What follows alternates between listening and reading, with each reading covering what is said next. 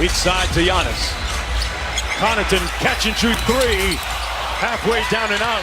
And Antetokounmpo. Oh! Flex on him, Giannis. What was that, Q Rich? What'd you think of that Giannis dunk? Grown man business. Grown man business right there. I like the mean mug and everything, guys. The fans inside went berserk. The fans outside going berserk as well. That's Milwaukee Bucks will live to fight another day. Series tied at 3-3, so you know we have the best two words in basketball. Game 7. Welcome to Playoff Central Live, presented by AT&T 5G. Chris Miles here with 3D and Q Rich. And like we just said, a great performance by Giannis, but Chris Middleton really stepping up. He didn't have any shot attempts in the first quarter. And then from there, well, the winning performance is fueled by Gatorade, and it was Chris Middleton putting in a new playoff career high, 38 points, 5 3-pointers made. You look at the field goal attempts, none in the first quarter, took 8 shots, very aggressive in the second quarter, and that's where Q Rich, the Bucks took control early there.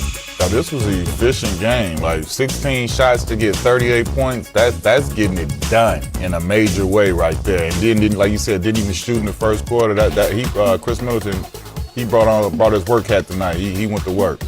And you see the 5 threes, 5 assists, 10 rebounds, 38 points, 5 steals. 5 huge steals, but what I enjoyed, guys, was the patience. And Chris, you and I were watching the game. You said, wait a minute, Chris Middleton's not taking any shots. I said, that's okay. I said, they're flowing, they're winning, they're playing solid defense, and then that second quarter kicked in, and that's when he put his imprint in the game. And when you look at the stat sheet, he, along with Giannis and Jrue Holiday, they all took the bulk of the shots tonight. Yeah. They wanted to make sure we get to a Game 7. Defensively, we saw Giannis, you saw Holiday, you saw the committee of defense on KD, even though he had a still solid night, but it wasn't that night where you said, okay, he's taking over this ball game and trying to win it on the road. Something very interesting about Giannis's approach. The 30 and 17, that's right on his averages for this series, but 0 3-point attempts. Right. That was the first half in the playoffs in which he didn't take a 3-point shot, didn't take one the entire game. I think that was key, man. I remember the last game we were sitting here, I understand and I get it, but that's not his strong suit for him to be shooting as many threes as he is. I love the fact that he works on it, that he's not afraid to try it in the games, and that he's working and getting better at it. But this Giannis right here coming downhill, coming at you aggressive, who's made his mind up that I'm going to get to the basket, I'm going to score in the paint tonight, that's a tough animal to defend right there. Huge, Chris. I like the 6 of 10 from the free throw line. To your point now, if you're shooting less threes, Q, you're driving, you're attacking the Nets defense, you're getting people in foul trouble. The point you made earlier about Ben Simmons, the same thing. It's the same. The same argument. Attack the defense, get the opposing team in foul trouble, live at the free throw line, get better at the free throw line versus listen to the naysayers and become a 3-point shooter overnight. Now you're not attacking the defense. Especially when you got a guy like Chris Middleton who can be efficient from 3-point range. 50, 40, 90 guy in his career, 2-time All-Star.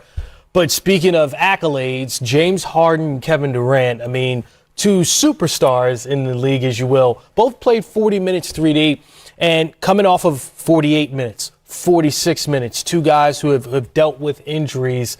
What did you make of Steve Nash pulling them with 4 minutes left in the game as far as like their fatigue and going forward to Game 7? Well, I thought that Steve Nash, after evaluating the film of 46 minutes for Harden and 48 for KD, that maybe he should have given those guys a blow after the first quarter or maybe before the half, because a couple air balls, a couple misdirection plays that didn't go the Nets' way. I said, I think they may be a little tired. But we know as athletes, we don't want to come out the game, and that's when sometimes you hear the coach saying, I got to save you from yourself, you need a blow.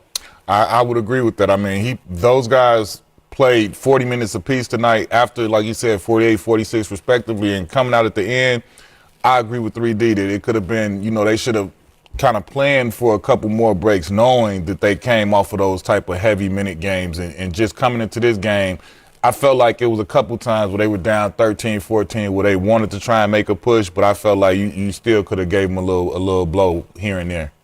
Brooklyn Nets still looking to reach the conference finals for the first time since they went back-to-back years with Jason Kidd, K. Martin, all those guys in 2002, 2003.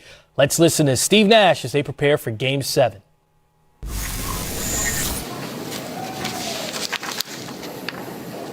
Greg, you're on mute. Yeah, Steve, in the fourth quarter, you were within, I think, 5 points, and they put together that 18-2 run. It was kind of similar to the 2 regular season losses here.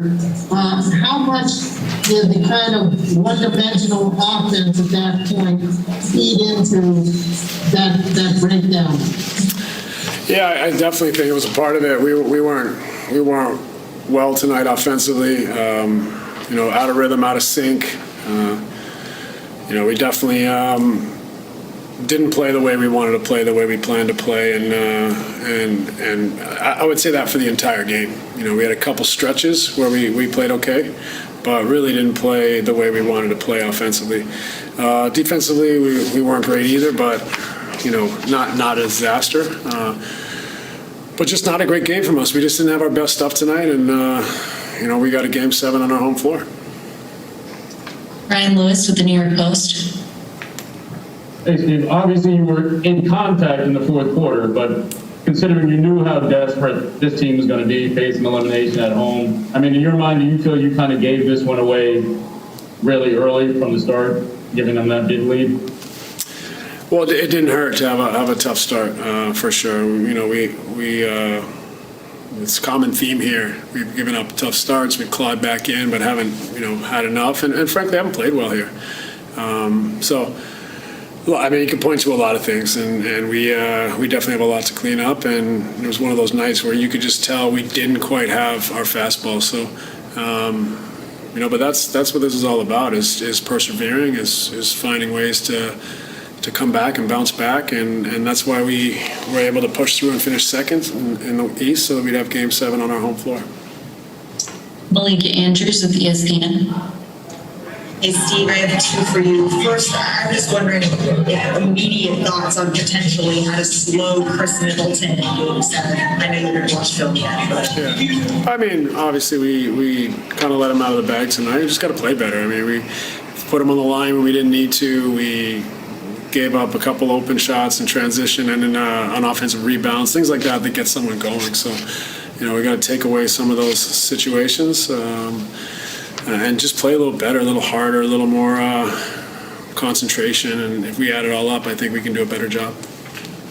Secondly, at least to my eye test, James looked to do what you said, feel like maybe he had tested it out and he knew what his limitations were and looked more comfortable. How did he appear to you? Yeah, I mean, clearly he made some shots. He did some things. He certainly rebounds, assists, steals. So James was better tonight as far as what he was able to do, but it's tough. He's really limited, and it's not he can't do a lot of things that he's accustomed to doing. So I'm grateful that it doesn't appear that he has any setbacks, and if anything, he played a little bit better. So, but a tough position for James, to be out there trying his best, trying to help his team, and not be able to do or move the way he normally would. Alex Schiffer with The Athletic.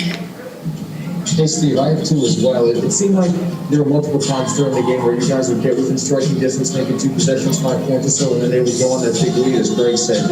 Do you chalk up maybe the energy exerted to get to that point as to them getting that big run right after, or maybe something else that led to that?